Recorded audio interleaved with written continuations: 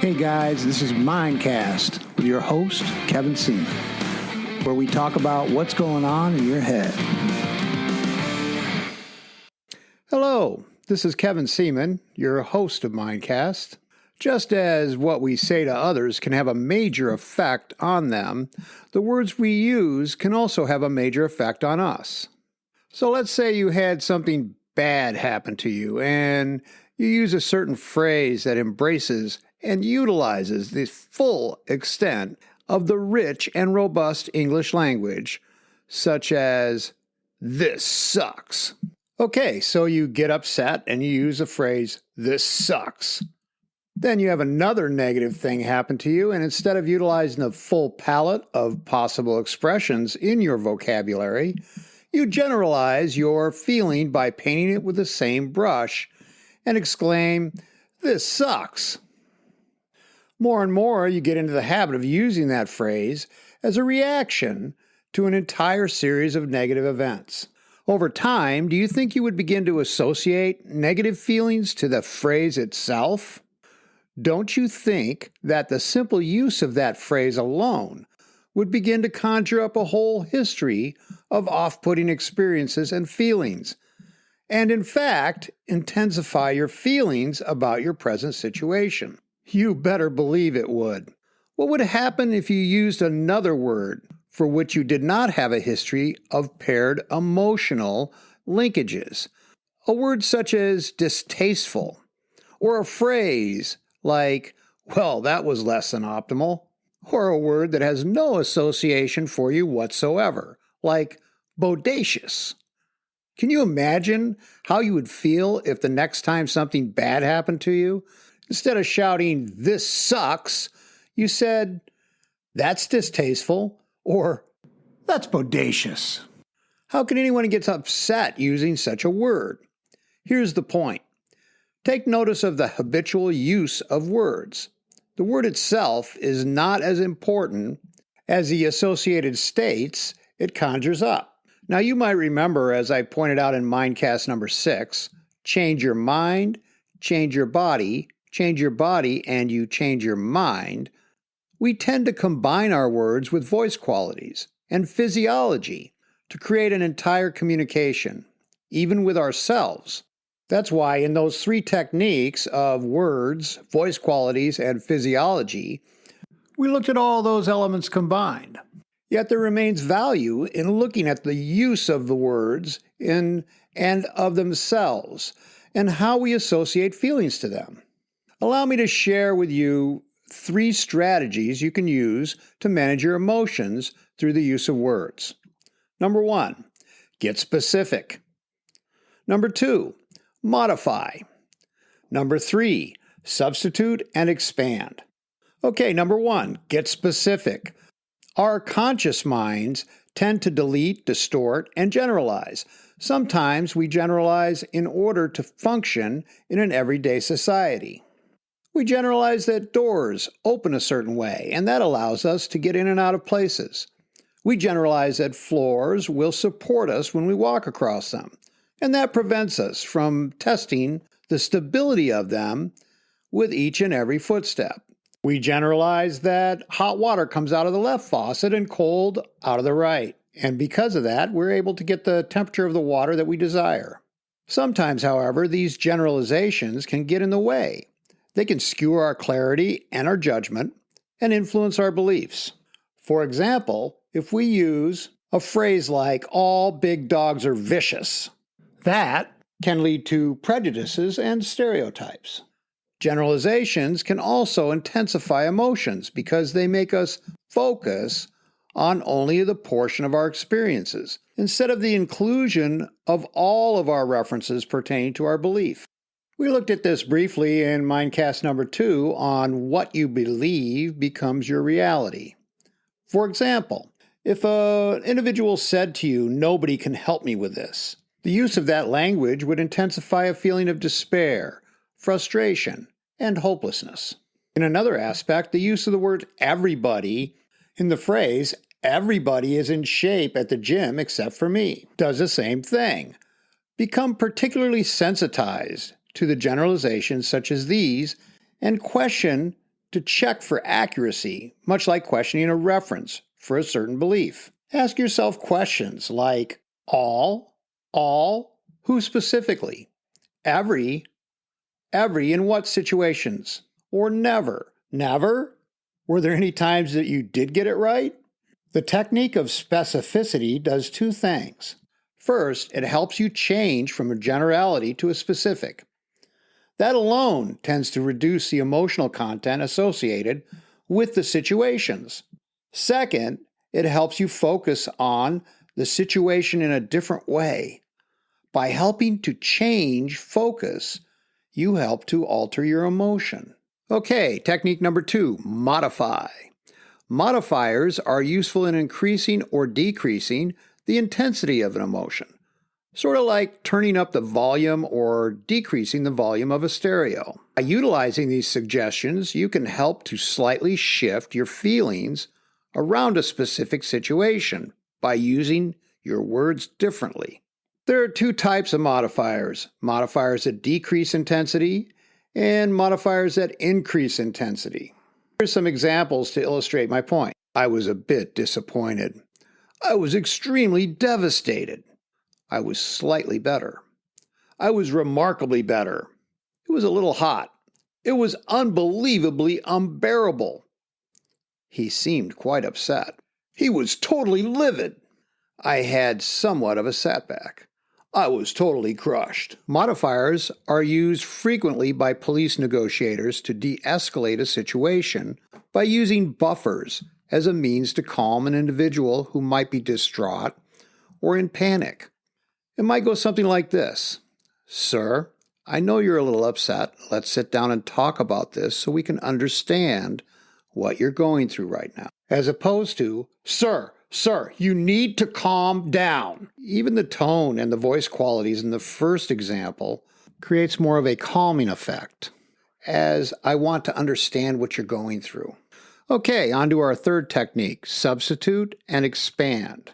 A quick and easy way to shift an emotion is to substitute overused words with an expanded vocabulary, words for which you most likely don't have much of an emotional attachment, or at least not a disempowering emotional attachment. Here are some examples of disempowering words or phrases. I'm beat. I'm so whipped.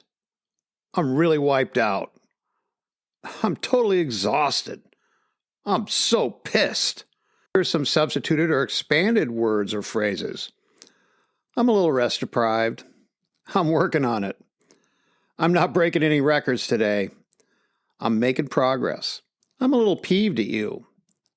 I'm excited. Let's look at phrases and thoughts we use in our work time, for example. You can always tell when someone hates their job by the way they view the time left on the job. Do you have 4 more hours before you get to leave? Or is your perspective, I only have 4 more hours left to finish this? Do you have to do this? Or do you have the opportunity to do this?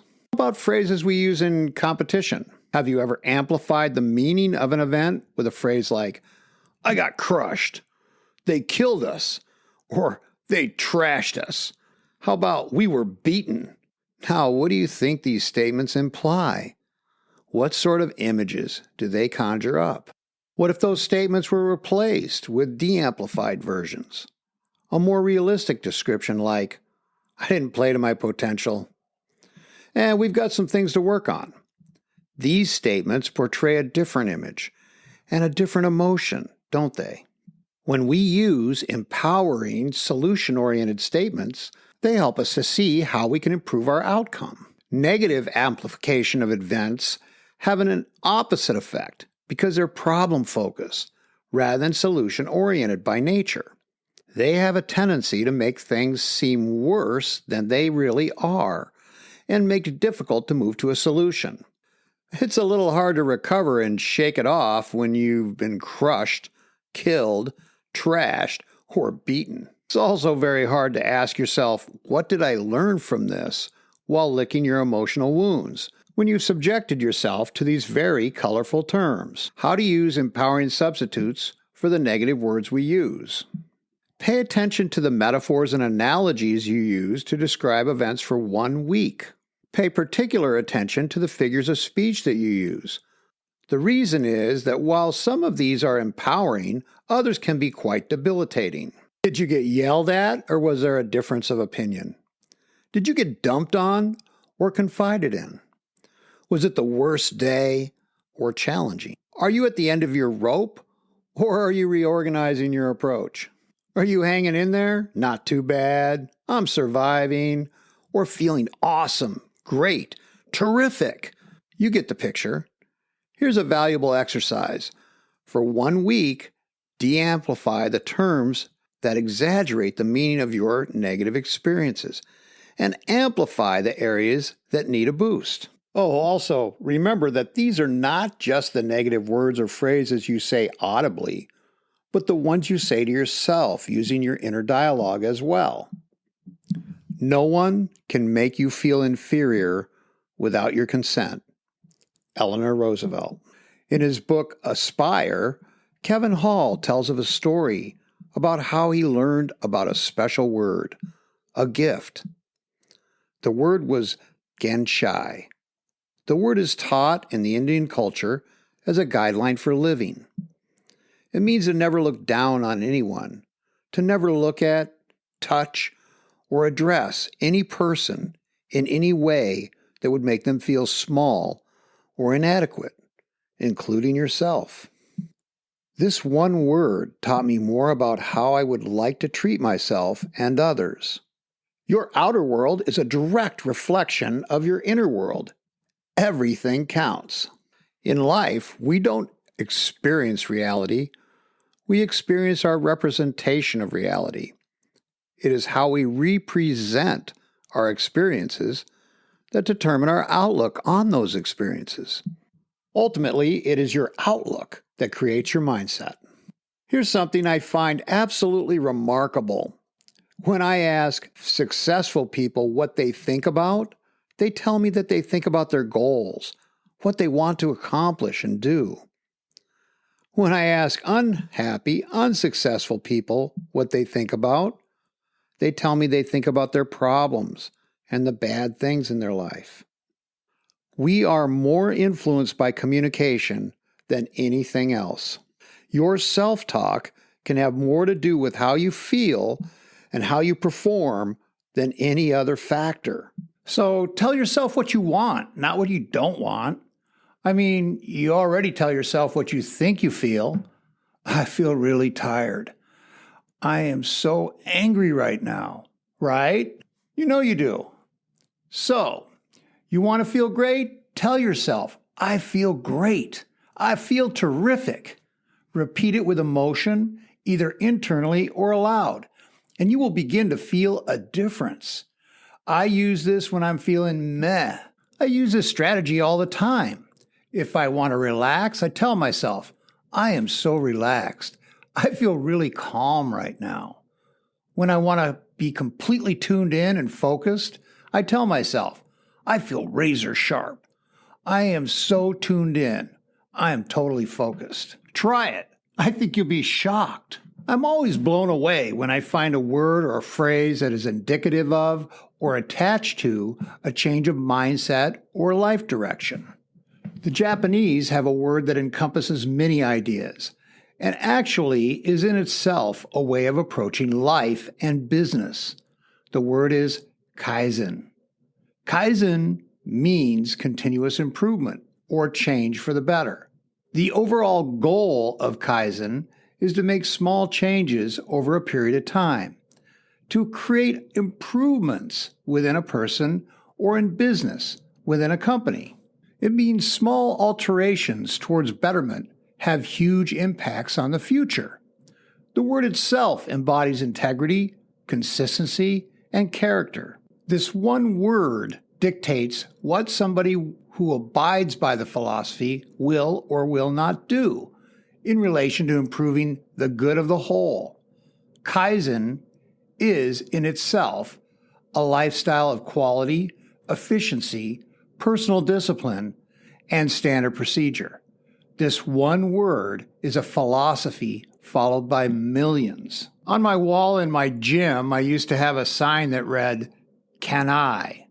CANI, an acronym for Constant and Never-Ending Improvement. Over the years, I have made that my philosophy for my life, and I strive to a commitment of constant and never-ending improvement each and every day.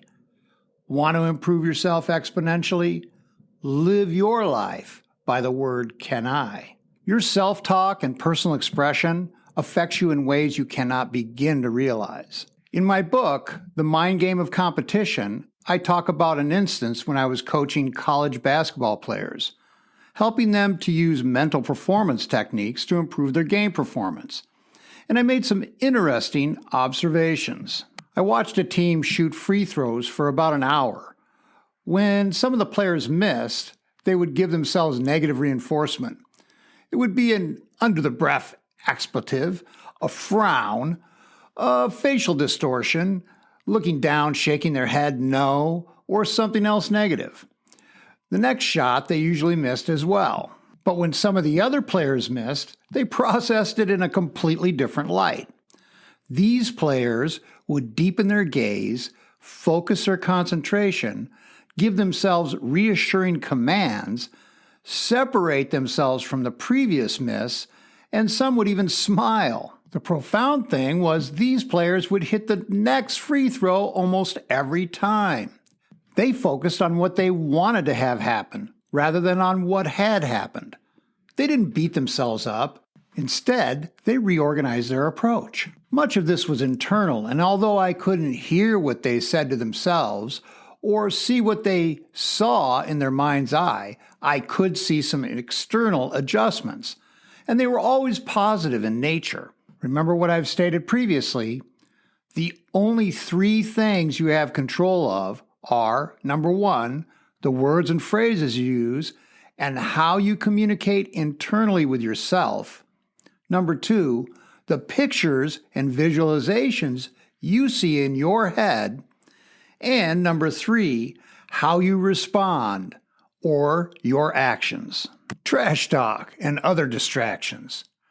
In today's world of competition, trash talk has become an ordinary occurrence. In the form of a boast or insult slung at a competitor, trash talk has but one purpose. It is used to get a reaction.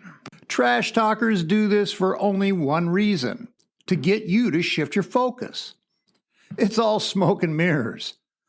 The question I have for you is, what reaction do you want to have? Do you want to fall into the manipulation that the hater has spewed at you? Or maintain your focus on what you really want? Today, trash talk in sports is found from professional level all the way down to youth sports. It has become so pervasive that it has been written into rule books in many sports. But it goes deeper than that. Now it has become prevalent in our culture. It's common to see, and sometimes even experience on social media. It happens in politics regularly. It can be friendly and joking, and it can be assaultive, demeaning, and harmful. It is one of the most profound forms of bullying. Here's what I think. Don't take criticism from someone you would never take advice from. One of my favorite coaches gave me a great reframe when I was struggling with some things that one of my competitors was saying about me. He said, "They only tackle the man with the ball, Kevin. If you weren't important, they wouldn't say anything about you. They wouldn't focus on you. They wouldn't waste their energy. Use that energy." People who trash talk also believe that it gets them attention. And you know what? It does. Negative attention. In my opinion, it is unnecessary in most cases and can give you a bad reputation. You may remember people that trash talk and are disrespectful, but isn't that how you remember them first, and not as an awesomely talented, competitive athlete or person? It seems like these days everyone wants to be edgy, extreme, be radical, or the tough guy. Because it's so prevalent, this attitude makes you the status quo. If everyone is that way, you don't stand out. Acting tough is in itself a mask or smokescreen. To be noticed, to make it big, You need to be different and unique, not the same as everyone else.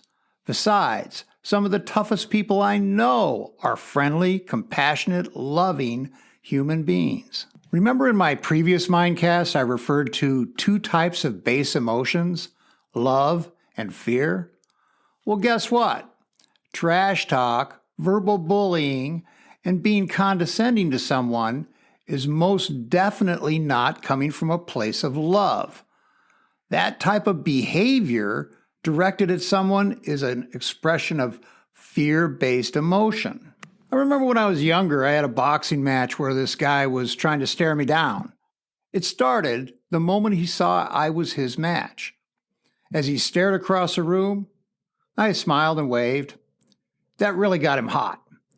Then, as the referee was going over the speech, listen to me at all times, etc., he was trying to glare me down, and I continued to smile and lift my chin, nodding my head and acknowledging him.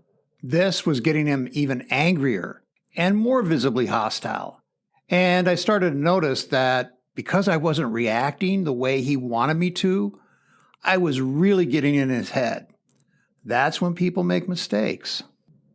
My approach when competitors try to trash talk my athletes is just smile, see it for what it is, and focus on your game, not on the smokescreen.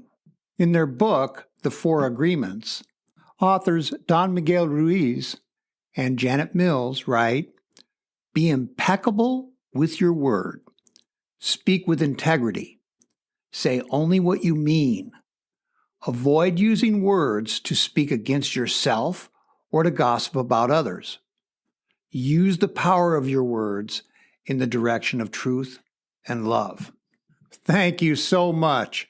I am so grateful that you've taken time out of your day to join me in this episode of Mindcast. Mindcast is now in 23 countries with 1,000 listeners. Be sure to try some of these strategies I present in these coaching episodes. I am available for personal coaching or speaking engagements for your group or company. If you want to contact me or just say hello, you can contact me at kevin@thewinningmindset.com. If you want a great in-depth book filled with strategies, check out The Winning Mindset with me and my co-author, Jim Bro. You can find it on Amazon. Remember, our words have power over us. What you say is what you get. Until next time, this is Kevin Seaman, and this is Mindcast.